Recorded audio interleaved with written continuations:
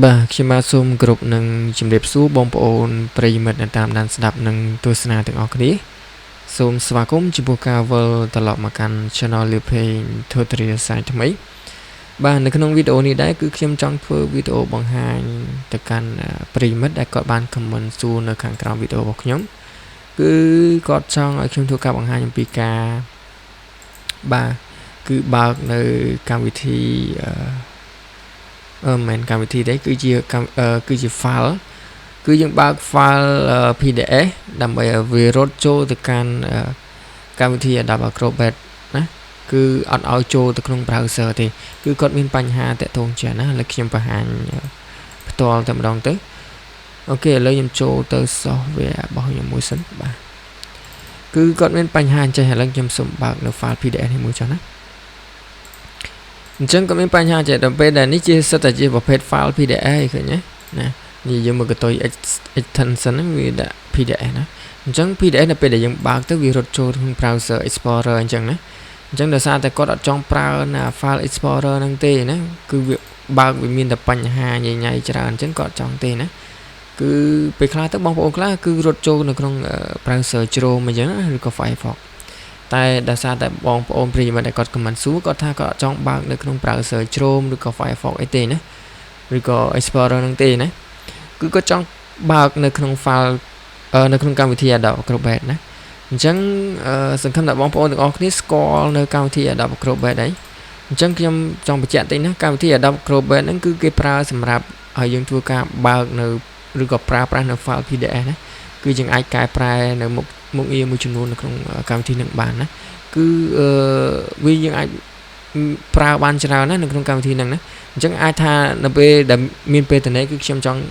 នឹងធ្វើការបង្ហាញតាក់ទងជាមួយនឹងកម្មវិធី Adobe Acrobat ណាបាទតែនៅក្នុងវីដេអូនេះគឺខ្ញុំអត់លម្អិតទេខ្ញុំគ្រាន់តែបញ្ជាក់ថាកម្មវិធី Adobe Acrobat ហ្នឹងគឺគេប្រើសម្រាប់បើកនៅ file PDF ប្រើប្រាស់ហ្នឹងគឺវាងាយស្រួលជាង browser ណាបាទអញ្ចឹងអធិស្ឋានផងបងប្អូនទាំងអស់គ្នាព្រោះនៅក្នុងវីដេអូនេះអាចនឹងមានសំឡេងរំខានតិចដោយសារតែនៅបាទខ្ញុំនៅបន្ទប់ខ្ញុំគឺមានភ្លៀងណាអញ្ចឹងវាមានសំឡេងឆមានសំឡេងរំខានតិចណាអូខេអញ្ចឹងសង្ឃឹមថាបងប្អូនទាំងអស់គ្នាស្ដាប់ឮខ្ញុំច្បាស់ណាបាទមិនជាបញ្ហាអីទេណាបាទអញ្ចឹងឥឡូវយើងចាប់ផ្ដើមទាំងអស់គ្នាទៅអញ្ចឹងយើងមើលថារបស់ខ្ញុំនេះបាទគឺ file របស់ខ្ញុំនេះគឺបើកទៅគឺវាប្រកាសជារត់ចូលទៅក្នុង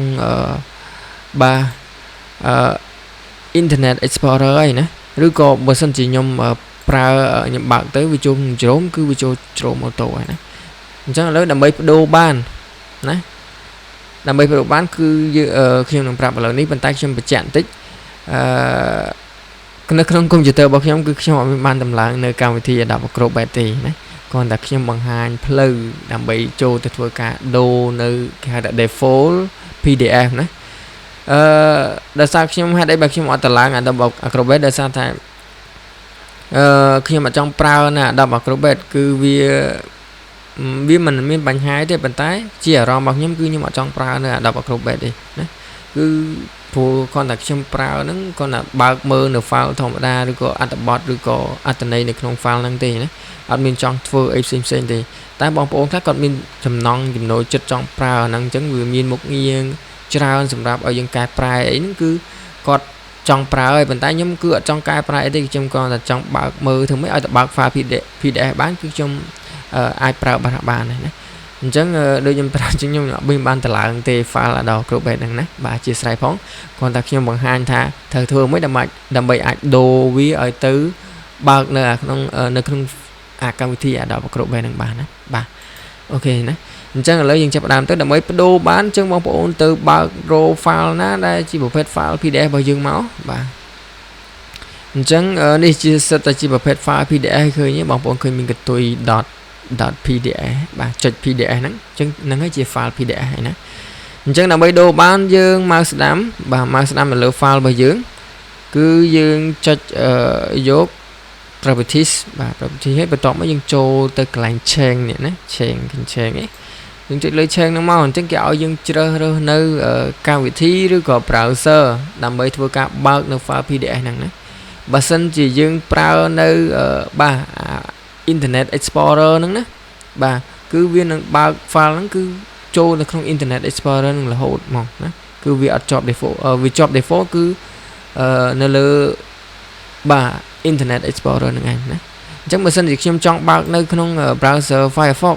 ឥឡូវឧទាហរណ៍ថាខ្ញុំចង់បើកនៅ Firefox វិញអាចចង់ឲ្យប្រើនៅ Explorer ហ្នឹងទេគឺវាហួសសេរីអីចឹងណាបាទអញ្ចឹងខ្ញុំចុច OK មកបាទខ្ញុំចុចលើ Firefox មកខ្ញុំចុច OK អញ្ចឹងបងប្អូនទាំងអស់គ្នាប្រកាសជាឃើញនេះណាវានឹងផ្លាស់ប្ដូរទៅ icon បាទគឺរូបរាង file PDF ហ្នឹងទៅជា icon browser Firefox អញ្ចឹងបើសិនជាបងប្អូនមាន Adobe Acrobat កន្លែងហ្នឹងបងប្អូនប្រកាសជាដូរទឹកបាទយើងចុចសញ្ញាព្រួយខាងក្រោមនេះយើងប្រកាសជាឃើញកម្មវិធី Adobe Acrobat របស់យើងណាអាហ្នឹងបើសិនជាបងប្អូនមានណាអញ្ចឹងដោយសារតែខ្ញុំអត់មានទេអញ្ចឹងខ្ញុំពិបាកបង្ហាញតិចប៉ុន្តែវាធ្វើអញ្ចឹងឯងគេធ្វើអញ្ចឹងឯងណាបាទអញ្ចឹងបើសិនជាមាន Adobe Acrobat វាប្រកាសជាឲ្យយើងធ្វើការជ្រើសរើសហើយណាកន្លែងហ្នឹងណាបាទអញ្ចឹងដោយសារខ្ញុំអត់មានគឺអត់ចេញឲ្យយើងទេបាទណាកន្លែងហ្នឹងណាបាទគឺខ្ញុំបានតម្លើងនៅ file នៅកម្មវិធី Adobe Acrobat គឺអត់មានទេអញ្ចឹងពេលនេះពេលដែលយើងដូរហើយវាប្រកាសជាចាប់ default ហើយឥឡូវយើងទៅមើលដំបូងគឺវាបើកនៅក្នុង Explorer ណា file Internet Explorer អញ្ចឹងឥឡូវវាបើកនៅក្នុង Firefox ឥឡូវចង់ដឹងថាវាចូល Firefox មែនអត់អញ្ចឹងយើងបើកមកបាទបើកមកគឺវារត់ចូល Firefox មែនណាឃើញទេបាទអញ្ចឹងគឺ default វាគឺជាប់អញ្ចឹងទាំងអស់អញ្ចឹងឲ្យតែជាប្រភេទ file PDF គឺចូលទៅក្នុង Firefox តែហ្មងអញ្ចឹងមិនមែនមានតែ3 file ហ្នឹងទេអញ្ចឹងឲ្យតែ file ណាជាប្រភេទ file PDF ឥឡូវខ្ញុំបើកឲ្យមើលណាអូខេយើងបើកមកនេះឃើញទេវាជាប់ default គឺbrowser Firefox ហ្នឹងណាបើសិនជាយើងប្រើនៅ Adobe Acrobat គឺវាជាប់ Adobe Acrobat ទាំងអស់ឲ្យតែប្រភេទ file PDF គឺចូលនៅក្នុង Adobe Acrobat ដែរណាបាទអញ្ចឹងកន្លែងហ្នឹងគឺមានតែប៉ុណ្្នឹងទេណាអត់អីពិបាកទេគ្រាន់តែដូរតែប៉ុណ្្នឹងចប់ហ្នឹងគឺយើងអាចប្រើនៅ Adobe Acrobat ហ្នឹងណាអូខេអញ្ចឹងសង្ឃឹមថាបងប្អូនទាំងអស់គ្នាតន់អ្វីដែលខ្ញុំចង់បង្ហាញណាអាចថាបងប្អូនច្រឡំថាហេតុអីបរិញ្ញាបាទបង្ហាញពីតកតងជាមួយ Adobe Acrobat ប៉ុន្តែអត់មានកម្មវិធី Adobe Acrobat មកបង្ហាញណាអញ្ចឹងដោយសារខ្ញុំដូចខ្ញុំប្រាប់អញ្ចឹងខ្ញុំអត់ចូលចិត្តប្រើគឺអារម្មណ៍មួយគឺអត់ចូលចិត្តប្រើណា Adobe Acrobat គឺដោយសារតែខ្ញុំប្រើធម្មតាទេខ្ញុំមិនជាអ្នកឯណាទៅ convert ទៅអីញ៉ៃណាគឺនៅវីដេអូក្រោយខ្ញុំអាចនឹងបង្ហាញពីការប្រើប្រាស់ Adobe Acrobat ណាបាទអញ្ចឹងណាសូមអធិស្ឋានទុកមុនណាបើសិនជាមានកំហុសខុសឆ្គងកន្លែងណាណាបាទហើយវីដេអូនេះគឺខ្ញុំធ្វើនៅពេលភ្លៀងទៀតណាអញ្ចឹងខ្ញុំឆ្លៀតពេលធ្វើទេណាបាទអញ្ចឹងសង្ឃឹមថាបងដែលបាទបងដែលគាត់បានសួរបាទខ្ញុំហៅបងចុះព្រោះខ្ញុំអត់ដឹងថាបងឬប្អូនខ្ញុំទេបាទគាត់សួរគឺគាត់ចង់ខ្ញុំបង្ហាញណាឥឡូវខ្ញុំបង្ហាញណាហើយសម្រាប់បងប្អូនទាំងអស់គ្នាបើសិនជាមានចម្ងល់អីចង់សួរតាក់ទងជាមួយនឹងកុំព្យូទ័របាទសួរបានទាំងអស់ណាអ្វីដែលខ្ញុំឆ្លើយបានគឺខ្ញុំឆ្លើយអ្វីដែលខ្ញុំអត់ចេះគឺខ្ញុំនឹងសារជ្រាវបង្ហាញបន្តទៀតណាបាទមិនមែនថាខ្ញុំចេះទាំងអស់ទេណាអញ្ចឹងបងប្អូនឲ្យតែតាក់ទងជាមួយកុំព្យូទ័រណាកុំព្យូទ័រអ្វីផ្សេងក៏បានដែរណាឲ្យតែខ្ញុំចេះហើយខ្ញុំនឹងធ្វើការបង្ហាញហើយណាខ្លាចតែសួរមកខ្ញុំអត់ចេះអញ្ចឹងខ្ញុំអាចសួរគេផ្សេងបន្តទៀតដើម្បីយកមកបង្ហាញបងប្អូនបន្តទៀតអញ្ចឹងណាបាទអូខេ